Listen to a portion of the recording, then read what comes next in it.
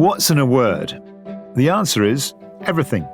The words we use, how we construct sentences, what images we draw on to drive a point home, the way we speak and the way we write is almost as unique as a fingerprint. Language, and how one uses it and understands it, is very much a factor in deciding one place in the We Society. It reveals not just class, gender, age, but offers a window into the core of who you are. Putting language under a microscope and joining us today on the We Society is Professor Tim Grant, one of Britain's leading forensic linguistics, former director of the Aston Institute for Forensic Linguistics at Aston University, where he's still at. He's a man who deploys his deep knowledge of language to help solve crimes and to get behind the shield of anonymity sought by blackmailers and trolls on the net alike. Words reveal who you are. We'll be talking about how linguists such as himself can profile anonymous threats and how his work is so much more than courtroom evidence. Through his research, he improves legal and judicial processes and access to justice for all.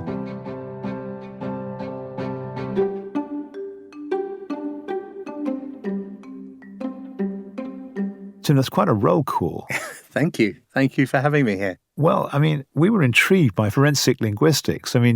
Over to you. Come on, tell us about it. Okay, so what is forensic linguistics?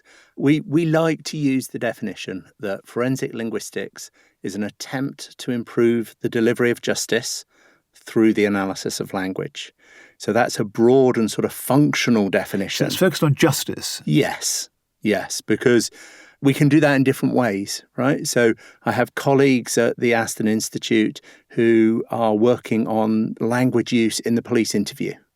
And if you can improve the police interview and the interaction between police officers and witnesses, maybe very vulnerable witnesses, or between police officers and suspects, by analysing the language, that can help improve the delivery of justice. We also, as you've indicated, sometimes provide evidence in court cases.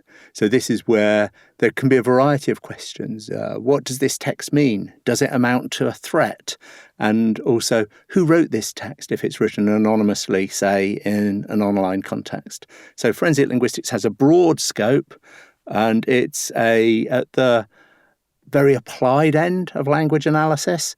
And we always have this justice element that we're hoping to deliver. A kind of completely wonderful corner of the forest. I'm going to really enjoy this podcast. Just the obvious question, I guess, is that how do you go about it?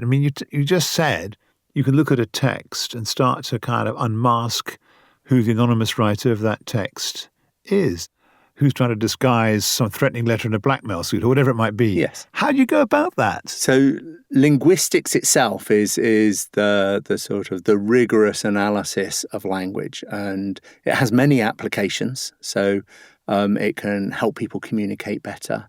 We can help people learn English or a foreign language better through analysing language. And through this discipline that looks at how language is actually used, not how your teachers in school would tell you it should be used, how it's used in different contexts, we can understand how that interface between the individual and language and the society that we live in, all three together. So if your English is, say, influenced by another language that you speak, a first language. Maybe you're a first language Spanish speaker and you're speaking in English. So what we know from linguistics is your English will be affected by that. We work with an idea of interlanguage. Yeah. And so if I'm given French English, Spanish English, German English, all that. So if I'm given a text, one of the questions I can ask is, does this seem to be a native speaker of English, or are other languages influencing their English? Okay, so Sherlock Holmes, the verb. So you can now tell me that the writer of this text is not English but Spanish. So a scandal of Bohemia in Bohemia. Sherlock Holmes. Only a German is so discourteous to his verb. I had a student some years ago who looked at that, and in fact it's wrong. That's not a feature of German interlanguage. So sadly, Conan Doyle got that wrong. But we can do this. Yes, we've got a researcher at Aston who's been looking at Spanish English interlanguage particularly, and what she can tell you is not only is Spanish influencing the English. She can tell you that it comes from peninsular Spain, so continental European Spanish rather than South American Spanish. And she can tell you that it's, if it's from South America, that it's more likely to come from Colombia rather than Mexico through reading the English. That's extraordinary. Okay, so this is how precise we can get. Then you've got to go further. I mean, you've got to say, okay, so you now know that, the witness in this case or the perpetrator of this crime is an English-speaking person who had lived in Colombia. So you know that much. Yes. Now you've got to go further. You're going to say how old he is or... Okay, so what else can we do? So we can do the language background of an individual. We can also do something about their educational background, so what's their highest level of education. And with computational techniques, we can partially profile a person's gender. Age is harder, but not impossible. People listening to this will probably get that, man or woman. Well, age might be more tricky. Okay, so all of these are features of our identity, of who I am. And all of that is subject to what I would call identity performance. So there are what appear to be more female or more male language styles. Give us an example of a female and a male language style. Okay, so the caricature, and it is a caricature, is more first-person pronouns for men, for example, and more hedging adverbs and adjectives for women. Now, that's a caricature, but what you can show is, for example, a man who spends their life surrounded by women will end up using a more female language style. So the classic example is a hairdresser. And we sometimes can characterize that as a camp language style because it's a man, maybe a heterosexual man, but using a female language style. So you can profile the gender of the language style, but not the individual. And then there's a gap there, which we have to make an inference. So what's the chances that it's actually a man or a male-sounding woman? We can't pin it down in quite the way that we'd like. And the same goes for ethnic backgrounds. We cannot profile a person's ethnicity, but we can profile the language variety that they speak. So you might get a young white reggae fan speaking a variety of Jamaican English, but so it doesn't tell you anything about their ethnicity, but it does tell you about the language group they come from. This is all to do, you want to use it to serve justice. Yes. So as everyone will be aware, there are occasions where texts become important in the justice system. Yeah. So this can be civil justice. It might be a copyright infringement or plagiarism case, or it can be criminal justice. And so there can be texts like threatening or abusive communications, or a suicide note where it's disputed that the dead person wrote it, where there's an obvious text type, a genre of text, which might be subject to forensic analysis. But also, if you're sending messages from your phone throughout a day, those messages can suggest that you're alive when you may not be, and someone else is holding your phone and sending the messages. So in those situations, you've got incidental messages. They're not forensic messages of their own, but they can become subject to analysis in a court case. I'm just kind of going, I say a bit gobsmacked, actually. Someone could be texting, pretending that it's someone that is alive, and you can actually tell the difference. So there's a series of quite famous, in our world, famous forensic linguistic cases where we have assisted in murder inquiries and murder prosecutions, where the murderer, because there's convictions in this case, so I'm allowed to say that, the murderer will have taken the victim's phone from them and continue to message their family and friends to create an alibi so that it appears that they're alive till, say, 8 or 9 in the evening, when that person who's got the phone is then down the pub. And then what you're looking for is, are they good at emulating the victim's style? And can you spot a difference between the previous text from that victim's phone and the new text from their phone? And that can contribute to evidence in a court case. What about miscarriages of justice, where actually someone's accused of something they didn't do, and often it's because they're relatively inarticulate that actually they just can't find the words to kind of prove that they weren't at the scene of the crime? Can you help on that? Absolutely. So We are not a prosecution service. We work prosecution and defence cases, appeal cases, and so on. And in fact, the origins of forensic linguistics lay in miscarriages of justice involving the death penalty from the 1960s and onwards. So the Timothy Evans case and the Derek Bentley case are famous examples where forensic linguistics was developed and used. So in the Not all our listeners will be familiar with those. Yeah. So the Timothy Evans case, I don't know if you'll allow me a plug, but we have our own podcast called Righting Wrongs. The first couple of episodes of that are about the Timothy Evans case. So Timothy Evans was accused of murdering his wife and child. This is when? In late 1950s. And he was found guilty and he was hanged for that.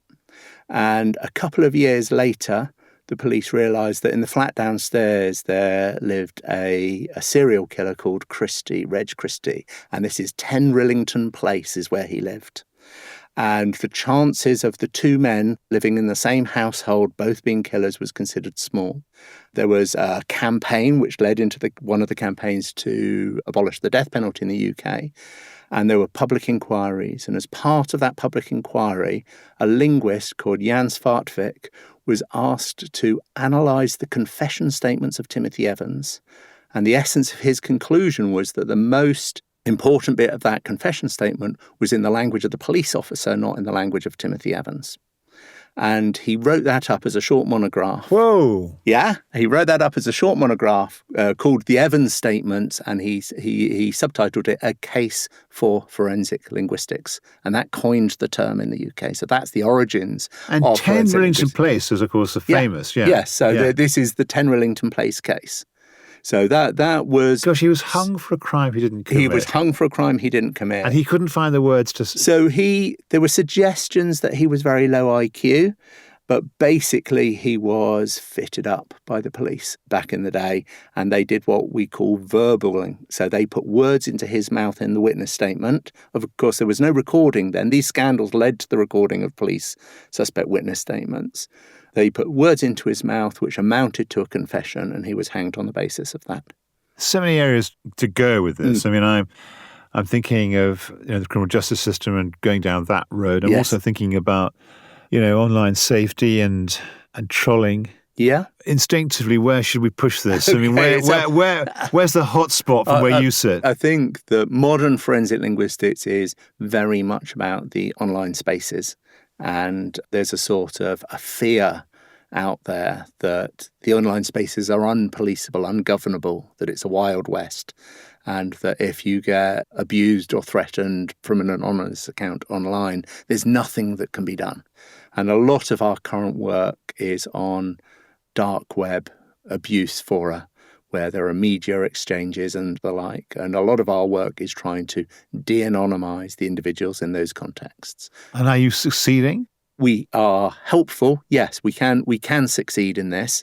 But I mean, it's seeming like a needle in a haystack. I mean, multiple people who could be trolling or working on the dark web, how you can ever get to the bottom of who they are. It's extraordinary. So we contributed to a case. It wasn't the linguistics that resolved the case. There was a case about an individual called Matthew Folder, and he was abusing hundreds of adults and children and extorting them to commit crimes themselves. One of the most nasty online abusers that the NCA had ever investigated in the UK. And so what we were looking at was the communications that they had captured between him and his victims. And we were able to draw up a profile that this was British English, although he used a lot of Americanisms. And we were able to identify something about his background and so on. Now, what did you identify about his background? That he was highly educated. It turned out that he was a Cambridge graduate working as a postdoctoral researcher at the University of Birmingham. We profiled him to be male, which wasn't that surprising, but the language fitted that too. We wondered whether he was in the financial industry, but he actually came from a wealthy family. So the metaphors from financial world were because of his familiarity with those kind of domains, we felt. And the other thing we did as part of that case is we started the development of what we would call author search technologies. So a lot of our work is quite computational. So can you take those heavily encrypted conversations and then search the internet for where an individual might have a blog post where they're writing openly under their own name? Can you create a model of their authorship, a model of their language style, and search the internet for that language style? And we've had some successes in that direction as well. Just a brief pause in the conversation to tell you a bit about the Academy of Social Sciences, which is the organisation behind the We Society podcast. I'm Will Hutton, the president of the Academy of Social Sciences. We're a national body for academics, practitioners, and learned societies in the social sciences. We champion the vital role of social science in our society, from education to government and business. You can find out more about the Academy of Social Sciences work, support us, or read up on our fellows by going to the website acss.org.uk. That's acss.org.uk. Now, back to the conversation.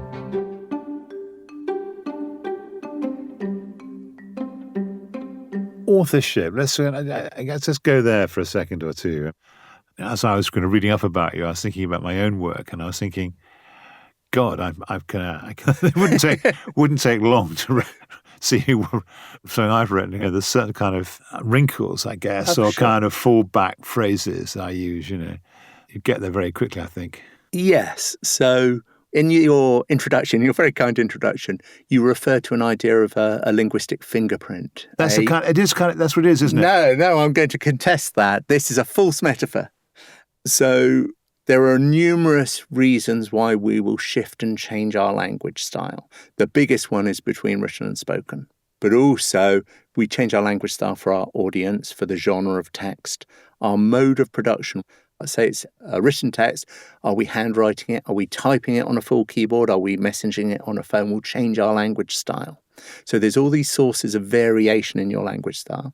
And one of the things we're fascinated by is whether everyone has what we would call an idiolect. So an idiolect is like a dialect for an individual. So what we know is that some individuals, maybe yourself included, are linguistically more distinctive than others. If you imagine it's not like a fingerprint, it's more like a person description. If you are a British male, white male of 5'11" or 6 foot with brown hair and brown eyes, it's going to be quite difficult to pick you out of a crowd. But if you are 6'7" with a bright red beard and flaming red hair, I can identify you quite easily. Yeah?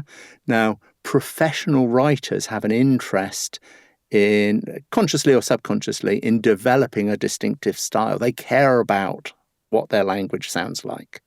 So quite often, professional writers are easier to pick out than the non-professional writer. Uh-huh. And sometimes you can just get really unlucky that you can find very few distinctive features in an individual. And if that's the case, they can be harder to discriminate from the crowd, harder to pick out in an authorship analysis case. As you were speaking, I was just thinking of writers, and of course it's Jane Austen's kind of anniversary this year, and actually her work is kind of so distinctive, isn't it? I mean, it is. It's really, which makes it easy to parody. You can't parody someone who's not got a distinctive style. So this is why there are so many sub-Jane Austen writers out there writing as if Jane Austen, either for comic effect or writing, rewriting the characters, this sort of fan fiction and the rest of it. These days you'll get AI versions of Jane Austen's novels, presumably. And it's because she has a distinctive language style that that's all possible. Now, let's come back to this justice question, because, what are artificial intelligence? ChatGPT, how they're going to be ahead of you, aren't they? They're clever enough to disguise. So, what's distinctive when you read an AI generated? In fact, I was looking at one this morning, and it kind of neutralizes. Yeah, there's a sort of leveling. All the large language models do. They're just next word prediction machines. Yeah, so they will predict, given this context of 100, maybe thousands of previous words of text. This was a report. So this was a big report with recommendations to the government about actually what to do about the pensions industry, actually. Yeah, okay. But it was absolutely neutral. You all the fire and brimstone had been taken out of it. And I was thinking of you, actually. I was thinking, you couldn't tell who wrote that now. It is possible. So part of the purpose of report writing language is to take the personality out of it. Yeah, it's sort of what we expect from the genre is that it won't be heavily personalised text is different from reading a Jane Austen novel where we're hoping to hear the author's style. In terms of producing text, what I think we're going to see is text that is entirely sort of transactional, that the only purpose of the text is to provide information to the reader. Yeah. And I see, just as mass producing, say, chess pieces has now become industrialized, that we can do that with, I don't know, molds and automatic lathes and robots, or however it's done across, in Vietnam or China or wherever. So there are sorts of text where we don't care about the style, and we can mass produce text in the same way using these machines. But if you are interested in more than that transaction, here's some information. If you're interested in new thinking, generating new thinking, if you're interested in language style, which are all inherently interpersonal reasons for producing text, it's about being human, then I think that the large language models struggle to do that. They can't produce new thinking because they've only read old texts. They can't produce a new style that is just them because they only know the style of authors that they've absorbed. So this interpersonal language function, which we use text for, I think currently we know that AI models are very bad at doing this. And I don't see that that's just a matter of time and technology. I think they will still be bad at it in 5 years' time. And so someone like, me actually. Yeah. I'm not trying to flatter you, but yes. Write my columns and authorship and all the rest of it. Yeah. And also it's about valuing the human. So the readers of those texts, if you can detect the difference, the readers of the texts will value it. And maybe if you can't detect the difference. So if I know that my chess set was wood turned by a Chinese robot, and I know it was wood turned by my colleague, I'm more likely to value the handmade item. And that's where I see language production going. There's nothing special about language production in the generic sense, but we value the human. So there's going to be work for you. But honestly, because there's going to be a part of the kind of linguistic forest which is going to remain authored by humans. Yes.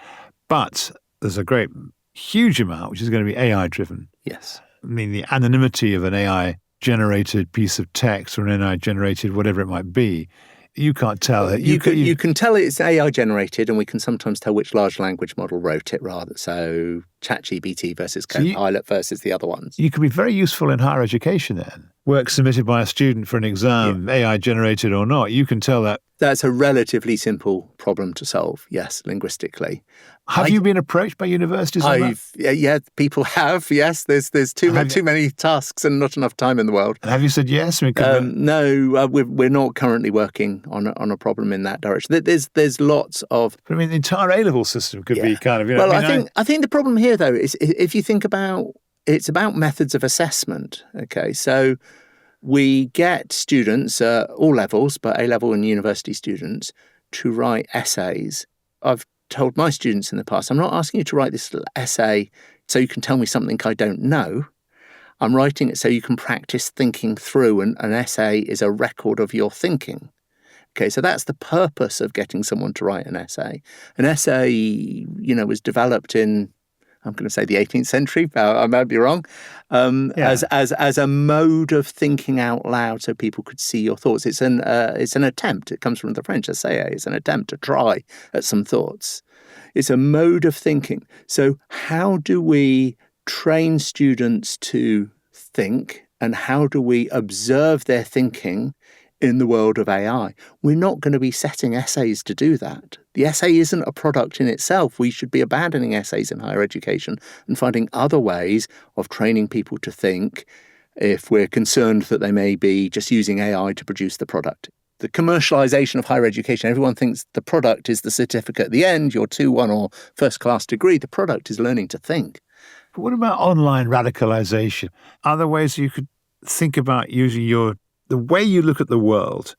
I mean, could it help us address, it's porn on the net, which is kind of people very worried about now, or extreme radicalization? Yes. So we do examine these. So this is in our remit in terms of improving the delivery of justice, is understanding processes of radicalisation online. So Give us an example. So we've got a young researcher who operates at the intersection of forensic linguistics and sociology, Amy Booth. And her work is looking at criminal careers through online deviant communities. So she's looked at criminal careers and online deviant communities. So I need to unpack some of that, yes? You certainly do. So I'll start with the communities. So the communities that she's looking at so far is they call themselves white nationalists. Others might call them white supremacists. And there's very big online spaces devoted to this kind of ideology. And some of it is extremely harmful. People like Anders Breivik, who shot a lot of children in Norway, was a member of this community, okay? And so we have 18 years of chatter on that community. So we can do longitudinal studies. So that's what we would characterize as So you can find who's in that community. It's not a dark web community. It's entirely legal. They police it to keep it legal. There's the criminal communities of online paedophiles, which are definitely dark web and are definitely criminal. But you can look at the same things. So what are the pathways through that? So criminologists of the sort of 60s, 70s and 80s looked at the idea of criminal careers, how you get drawn into, say, a drug dealing gang, rise up through it and maybe leave it at the other end. That's the idea of a criminal career. So what we know is a huge majority of individuals who do their first post in that community will only post for 1 year. And something like 2 or 3% will still be there 7 years later. Amy, our colleague, refers to these as, on the one hand, mayflies, and on the other hand, cicadas. And there's a couple of categories in between. She has dragonflies and others in between to indicate the lifetime. Now, the question is, can you take those posts of a mayfly and predict that they're going to become a cicada? Are they going to become an elder in the community? So we can do that, and the only view we have into this world is their language use. So it's a linguistic problem. And through the combination of this linguistic analysis she's doing, we're understanding those communities better. We're understanding aspects of radicalisation and persuasion. How do people get persuaded to act in the outside world? How do people get drawn into the communities and so on? And we understand the sort of the societal characteristic of these different groups. So you could actually, suppose, I'm making this up on the spot. Suppose there's someone recruiting members of a gang to do something antisocial. Yeah. The language that recruiter uses could lead to her identification if the police wanted to find out who the gang leader was. Yes. And we've done cases like that. My hypothetical case, you've actually done a case like that. So this wasn't online text. The case, in fact, was something entirely different. So you've got to imagine in a terrorist context, there's 3 or 4 individuals being covertly recorded in a car, and you've got their conversation. That's the text for analysis. And what I was asked is, can I evidence their plan? They think they may be being recorded, so they're speaking carefully. They're talking about an object. And so you get a lot of oblique referencing to characteristics of this object. So I was jigsawing together that it was a heavy object, that it would take 1 person to carry it but 2 people to run with it, that it required line of sight and the like. So you're beginning to build up an idea of what this object might be. And then there were incidental conversations where they were talking about their local football teams and this, that and the other. It was all mixed in one with the other. I happened to comment to one of the police officers who was investigating this case something about, well, the leader said this. And he said, hang on, how do you know who the leader was? And one of the individuals in that conversation, whenever they introduced a topic, his topics were picked up. He was never interrupted. The other interactions left the floor for them. And this is a conversational version of power. And so it was obvious that they were given more power in that conversation than the other 2. And as a part of that, there was an extra charge laid at their door that they weren't just part of a conspiracy, that they had, I forget what the charge was, but there's a sort of an extra charge which would indicate that they were the leader of that particular group. What were they carrying? I believe that it was a bomb of some kind, yeah. We're social scientists on this podcast, and do you see yourself as a social scientist? I do, yes. I think linguistics, it's a sort of pivot point between social science and humanities, maybe. But we are, as I said, interested in making society a better place. That's the pursuit of justice. We, through analysis of language, are describing the online societies. We can describe how people operate in these online social spaces.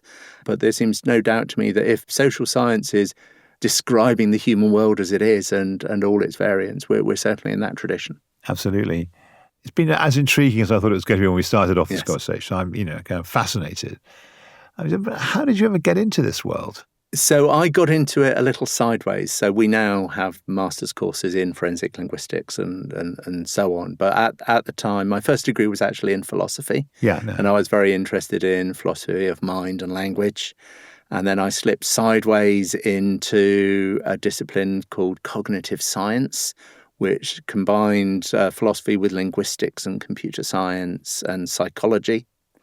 And then I messed around in cognitive psychology for a piece and ended up doing a PhD. I heard the person who was going to become my supervisor, Malcolm Coulthard, who's kind of like the godfather of forensic linguistics in the UK. He gave evidence in the Derek Bentley appeal, for example, and he presented a talk about a system by which an individual was mostly getting people acquitted by suggesting that the confessions had been doctored. And he was the Reverend Andrew Morton, and he had a system called Kusum analysis. He'd done authorship analysis of ancient Greek biblical texts, and he was applying this in court cases and getting a lot of people off. And so Malcolm said, I need a master's student to study whether there's anything in this. I can't see a linguistic basis for it. So I was that master's student. I wrote a master's thesis examining that. And there was? And there was nothing in it at all. It was rubbish. And along with various much more senior people than me, we came to the same conclusion about the same time, and it was disbarred from the British courts. But at the end of the master's thesis, of course, Malcolm said to me, could you do any better?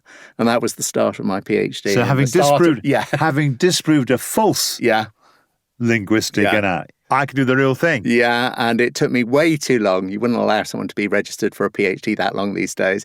The conclusion I came to is there is no one method. What you have to do is case by case do a different analysis. And this is partly because there is no such thing as the linguistic fingerprint. We all have our language quirks, and what that is for you will be different from what it is for me. So it's not like a fingerprint, but it can be used to pull you out of a crowd, and it can be used as evidence against you in the court of law. And my very last question, when you look back at this career of yours, what's the thing you're proudest of? So it's not a particular case. It's making an impact in different ways. We at Aston are now the largest grouping of forensic linguists in the world, and we'd like to think the best in the world also. So we now have this research institute of 30 forensic linguists. It's a real thing. When Malcolm Coulthard started, it was me and, say, 3 other PhD students, all interested in diverse things. There's a group that was at Cardiff University, and it sort of died a death at University of Birmingham, moved to Aston University. This institute that we have built together, so we started off as a centre for forensic linguistics, and then in 2019 we got a lot of government money. We're now a research institute of considerable size. Recognition of that is really international now. I've got a team of brilliant colleagues, all interested in slightly different aspects of forensic linguistic research, building the discipline, as well as contributing to specific cases or improving the justice systems in various ways. And I think we're making a very real contribution. I think you are too. Look, thank you so much. I was really, I thought it would be interesting, and it really was. So thank you very much. That was great. You're very welcome. Thank you. Thank you for inviting me. Thank you so much for listening. The We Society is brought to you by the Academy of Social Sciences in association with the Leverhulme Trust and the Nuffield Foundation. I'm Will Hutton, the producer is Emily Finch, and it's a Whistledown production. If you haven't already, please subscribe to the podcast, leave a comment, share with your colleagues and friends. And thank you so much for listening.